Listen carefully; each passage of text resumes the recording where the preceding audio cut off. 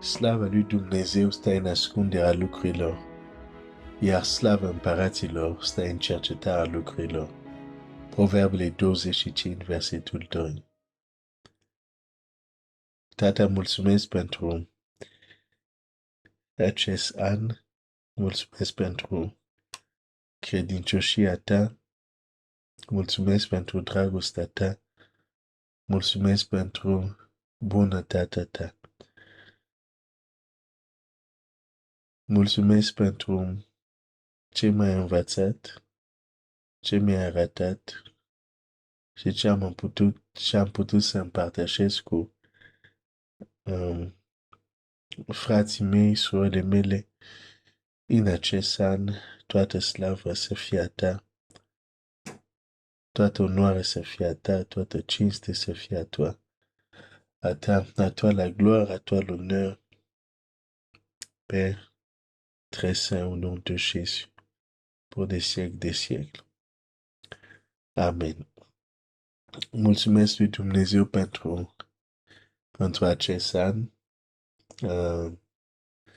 Nu este ultima zi din an, dar de obicei proteinele duminica nu postez, mă opresc sâmbătă.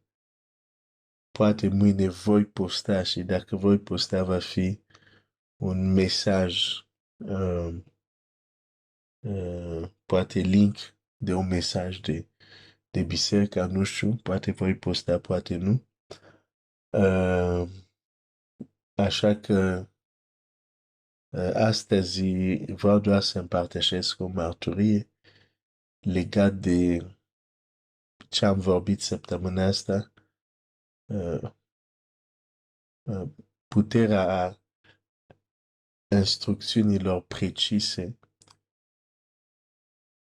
Dumnezeu e foarte precis și deși multe lucruri nu le știm, la un moment dat, interacțiunea noastră cu Dumnezeu ne duce să descoperim și această dimensiune în Dumnezeu. Faptul e extraordinar de precis. Înainte să spun mărturia, aș vrea să spun, să-ți reamintesc un adevăr extrem de important și anume, Scriptura, Biblia, Cuvântul lui Dumnezeu, nu ne este dat doar ca să adunăm informații teologice.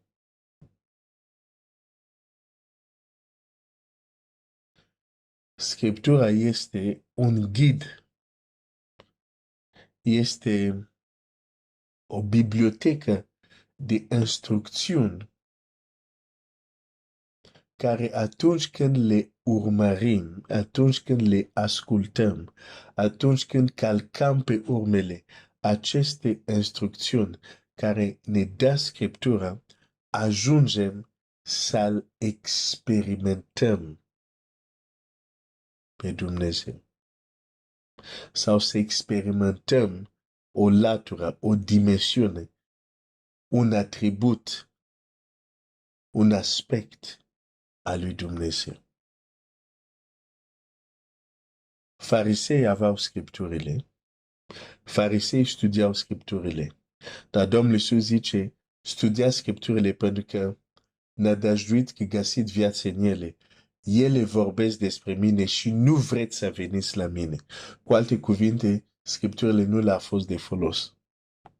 Pentru că Scriptura vorbeau despre Hristos și ei n-au vrut să se ducă la Hristos. Au vrut să rămână cu Scripturile.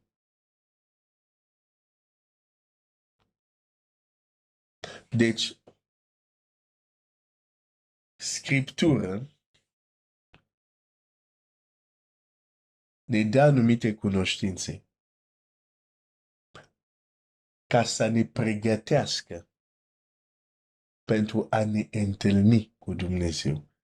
ca să le experimentăm pe Dumnezeu. De exemplu, Iov zice, urechea mea auzise vorbindu-se despre tine, dar acum ochiul meu te-a văzut. Deci, ce urechea lui a auzit despre Dumnezeu era o pregătire pentru ziua când ochiul lui îl va vedea, când va experimenta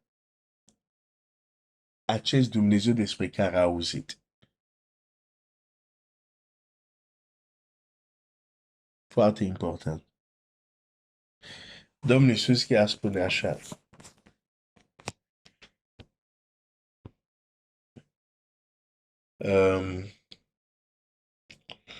În Ioan 14 cu 21,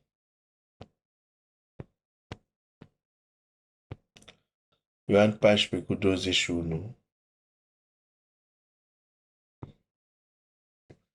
Domnul Iisus zice, cine are poruncile mele și le păzește, cine are poruncile mele, e cuvânt, e învățătura lui, și le păzește, aplicarea lor.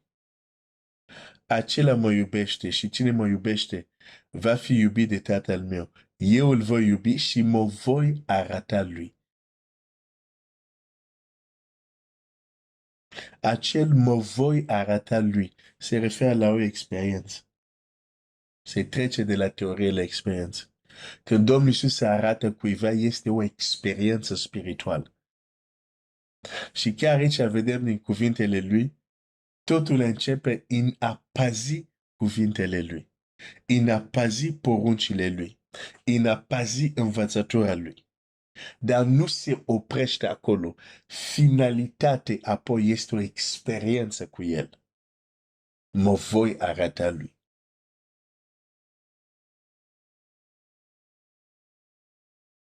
Problema este că noi credem că e de ajuns doar să citim Scriptura. Și credem că, ok, știm ce trebuie să știm. Nu. Există lucruri care nu vin ca am citit Scriptura. Există lucruri care le descoperim la flam când experimentăm. Avem o experiență cu Dumnezeu.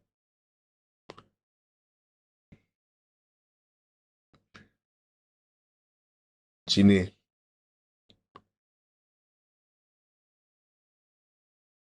are poruncile mele și le păzește, acela mă iubește și cine mă iubește va fi iubit de Tatăl meu. Eu îl voi iubi și mă voi arăta lui. Asta este o experiență.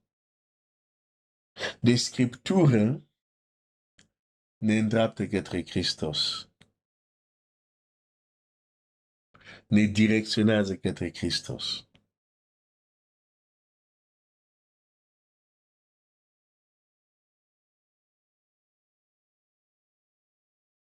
Și ajungem în momente unde experimentăm lucrurile care am auzit sau l-am citit. Nu trebuie, cum să zic asta, nu trebuie disprețuite experiențele cu Dumnezeu doar din cauza că unele persoane au avut așa zis experiențe cu Dumnezeu și când le auzi sau când le citești îți dau seama că acele persoane au fost, cum se zice în limba română, total pe lângă. Deci, nu pentru că există astfel de cazuri, astfel de situații, ne da dreptul să ne socotim sau să disprețuim experiențele cu Dumnezeu, pentru că cei care au scris cuvântul lui Dumnezeu sau cei care au scris scripturile care le citim, le-au scris pentru că au avut experiențe cu Dumnezeu. Nu le-au scris că s-au trezit, hai să scriu și eu. Nu. Au avut experiențe cu Dumnezeu. Apocalipsa s-a scris pentru că Ioan a fost rapid în duh și a auzit o voce care a zis, scrie. Da? și a văzut, și a auzit, și a văzut, și a auzit. În Duh, era o experiență spirituală. Din acea experiență avem o carte, Cartea Apocalipsă. Și atunci nu pot să respect Cartea Apocalipsă și apoi să disprețuiesc experiența de care a venit ea. N-are logică.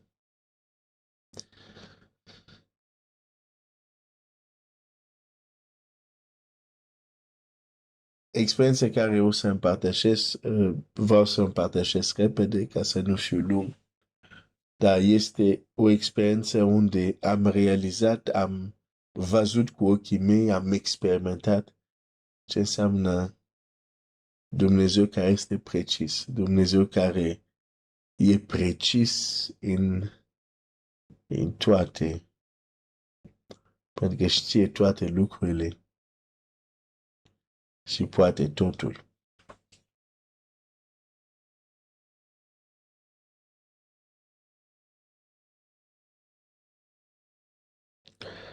Este o experiență unde Dumnezeu mi-a dat acces la o informație precisă care nu aveam cum să o cunosc. Nu o cunoșteam, n-aveam cum să o cunosc și Dumnezeu mi-a dat informație precisă, exactă, în momentul unde am avut nevoie de ea. E vorba de faptul că atunci când eram la liceu și trebuia să dau bacul și vorbim anii 90 și 94, 93, nu mai știu exact. Cu dățile nu sunt întotdeauna așa foarte precis, dar îți dai seama că dacă vorbesc de anii 93, 94, îți dai seama este cu câțiva ani buni. Și în perioada respectiv, cel puțin în Congo, unde am dat bac, nu totul era, cum să zic, electronic încă și anumite lucruri se făceau pur și simplu, hai să zic, manual sau fără ajutorul calculatorului, dacă pot să zic așa. Și anume, trebuia să știi în ce sală vei da bacul. Și pentru a afla în ce sală vei da bacul, trebuia weekendul dinainte de bac să te duci la centrul unde avea sau la liceu unde trebuia să de examen și să te plimbi în tot liceul, să citești listele, niște foi de gen A4. Fiecare sală avea o foaie așa albă gen A4 lipită la ușă, la intrare și unde erau niște nume. Și tu te plimbai în tot liceul doar să găsești sala unde pe acea listă e numele tău și atunci știai că ok, când voi veni luni pentru bac, o să vin direct la sala aceasta. Da? Deci trebuia căutat înainte. Cum ți-am zis, de exemplu, acum cred ar fi fost simplu, poate să fi să se trimit un SMS, știu, nu știu, uite, tu, numele cu tare, clădirea cu tare, etajul cu tare, clasă cu tare, da? Dar atunci nu era așa. Deci, da, să zic, trebuia făcut manual, cum ar veni, te duceai tu și te plimbai. În liceul care aveam să dau bac era deja liceul cel mai mare din al doilea oraș din țară, capitală economică, așa o numim noi. Și erau foarte multe săli, mai multe clădiri. Unele clădiri aveau 2, 3 etaje.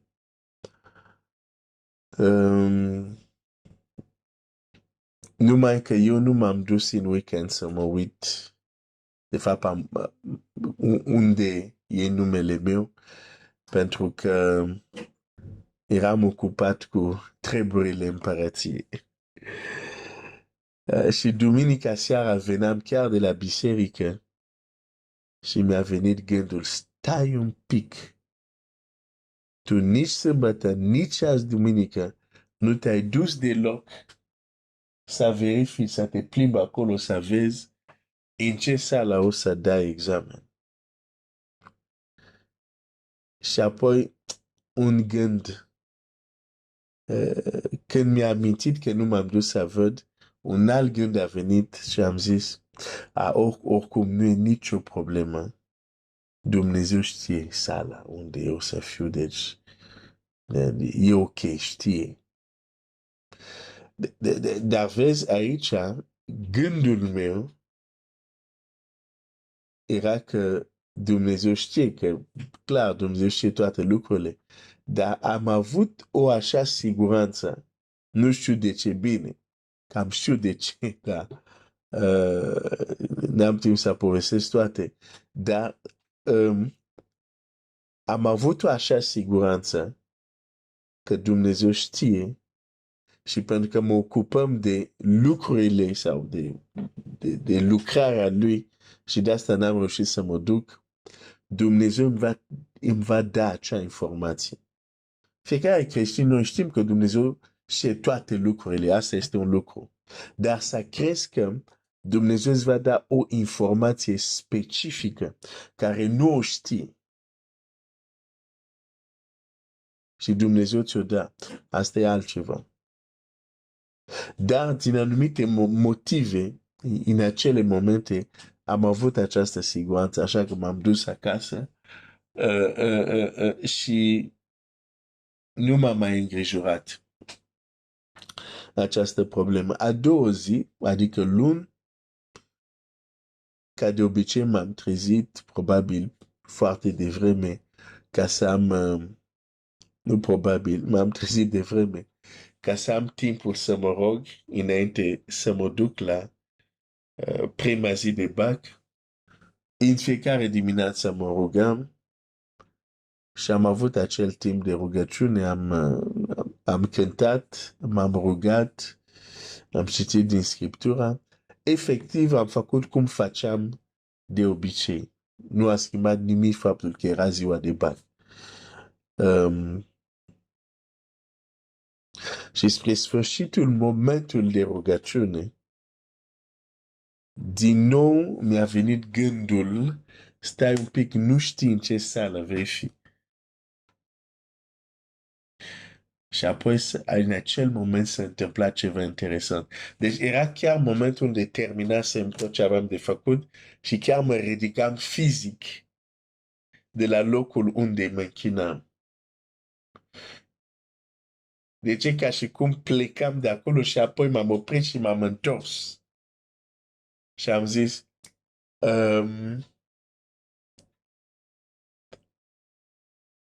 mă voi duce la liceu, voi intra în liceu, nu mă voi uita nici stânga, nici dreapta. Și prima sală unde mă voi opri, acolo va fi numele meu. Dar modul cum am zis asta nu era o rugăciune. Nu am zis, Doamne, arată-mi unde e sala unde sunt. Nu. De fapt, am declarat aceste cuvinte, punct, m-am dus, făcut ce aveam de făcut, m-am îmbrăcat și m-am dus către liceu.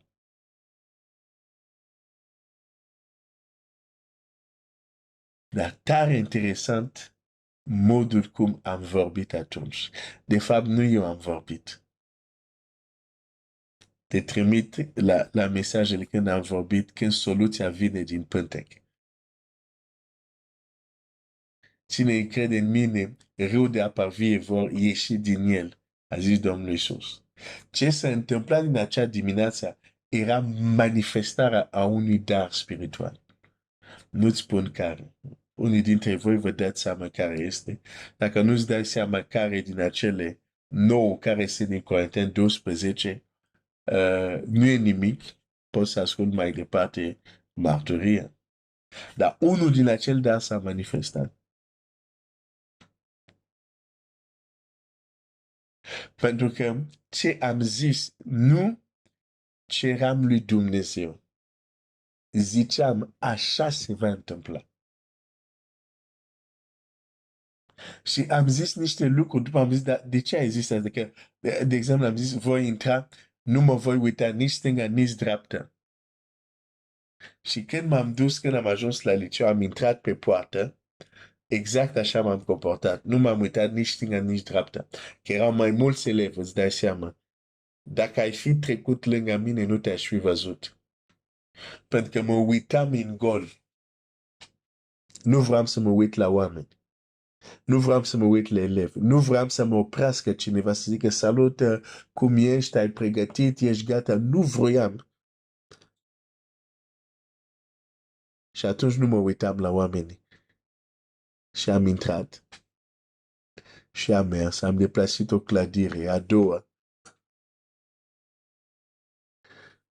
Și la un moment dat mergeam tot drept înainte. Și ceva greu de explicat, dar o să încerc să explic ce s-a întâmplat.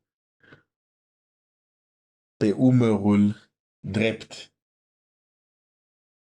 parcă cineva m-a tras înspre stângă. Și am înțeles și am mers în acea direcție. Dar eram într-o stare de concentrare. Nu eram distrat, de asta nu mă uitam la fața oamenilor, nu mă uitam dacă este un prieten al meu acolo în curte, nu mă interesa. Făceam exact ce am pronunțat dimineața înainte să ies. Din nou am depășit clădire, am depășit sală și la un moment dat am intrat pe un culoar și am mers. Din nou am depășit mai multe clase, fără să mă uit la niciuna din ele, nici la oamenii, nici la clase, nici la liste, nimic, mă uitam în gol.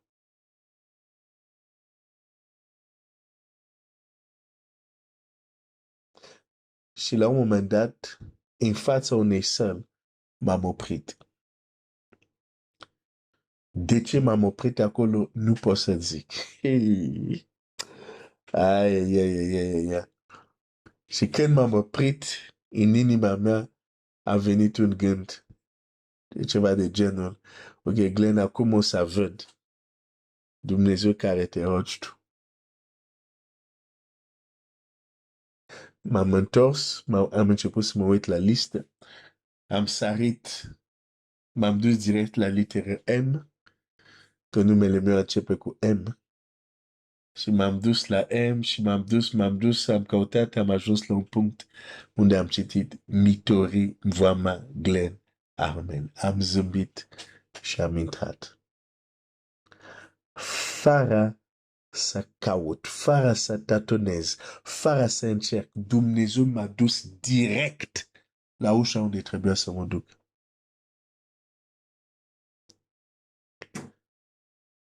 Dar cum Dumnezeu a făcut asta? M-a călăuzit. Dar cum m-a călăuzit? Am fost sensibil.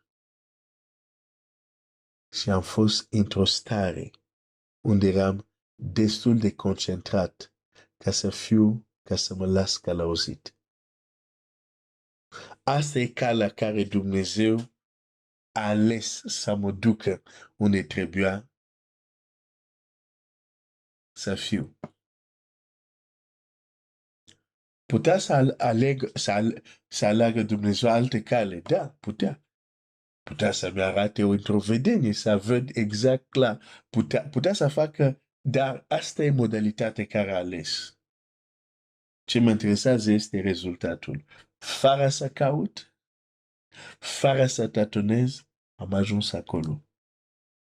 Dumnezeu m-a condus exact în sala care trebuia. Pentru că Dumnezeu este un Dumnezeu al preciziei.